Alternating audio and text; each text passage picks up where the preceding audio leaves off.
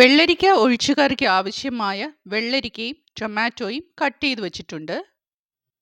ഒഴിച്ചുകറികൾ എപ്പോഴും വയറിന് സൂതിങ് ആയിരിക്കണം. എരിവും പുളിയും പാകത്തിനേ പാടുള്ളൂ. ഒന്നും മറ്റൊന്നിനെ ഓവർപവർ ചെയ്യാൻ പാടില്ല.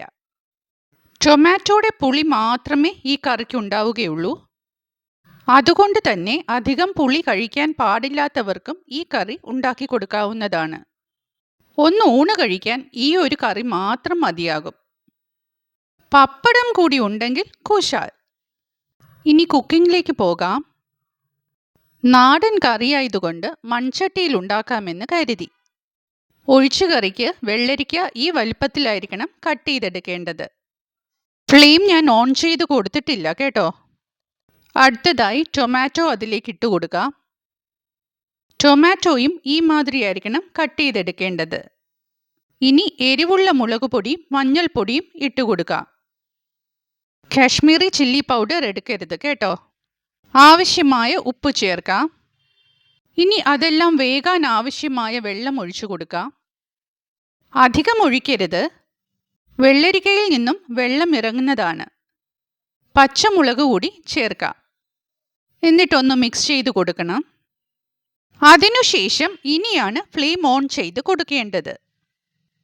ചെറുതായി ഓപ്പൺ ചെയ്തിരിക്കുന്ന രീതിയിൽ അടച്ചു വെച്ചിട്ട് വേവിക്കാം.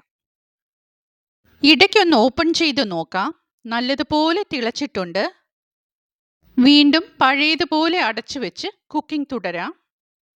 ഇത് വേകുന്നതിനിടയിൽ തേങ്ങ, മഞ്ഞൾപ്പൊടി, വെളുത്തുള്ളി, ചെറിയ ഉള്ളി, നല്ല ജീരകം ഇത്രയും കുറച്ച് വെള്ളം ചേർത്ത് നല്ല മഷി പോലെ അരച്ചെടുക്കണം. വെള്ളം കൂടിയാൽ അരച്ചെടുക്കാൻ ബുദ്ധിമുട്ടാവും. ഇതേമാതിരി നല്ല ഫൈനായിട്ട് അരച്ചെടുക്കണം. ഒരു 10 മിനിറ്റോളം കഴിഞ്ഞിട്ടുണ്ടാവും. ഞാനപ്പോൾ അത് ഓപ്പൺ ചെയ്ത് നോക്കി.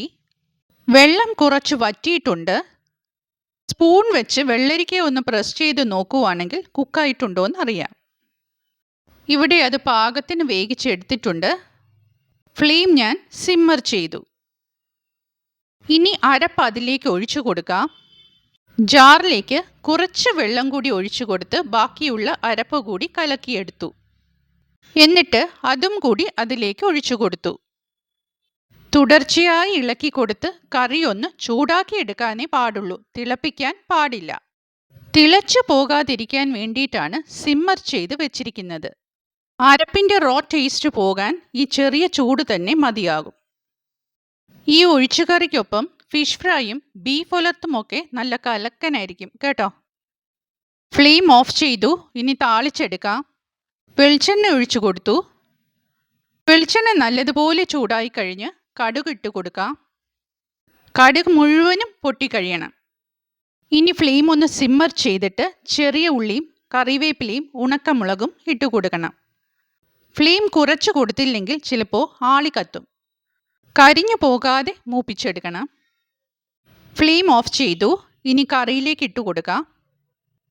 താളിച്ച എണ്ണയോട് കൂടിയ വറവ് മുഴുവനും കറിയിലേക്ക് ഇട്ട് കൊടുക്കേണ്ടത്. അതിനുശേഷം കറി ഒന്ന് മിക്സ് ചെയ്തെടുക്കണം. എണ്ണയും വറവ് സാധനങ്ങളുമൊക്കെ എല്ലായിടത്തും ഒന്ന് എത്തണ്ടേ. ഇത്രയേ ഉള്ളൂ, കറി പാകമായി കഴിഞ്ഞു. എൻ്റെ വെള്ളരിക്ക ഒഴിച്ചുകറി ഇഷ്ടമായിട്ടുണ്ടെങ്കിൽ ഒന്ന് ലൈക്ക് ചെയ്ത് സബ്സ്ക്രൈബ് ചെയ്ത് ഷെയർ ചെയ്ത് സപ്പോർട്ട് ചെയ്യണം കേട്ടോ.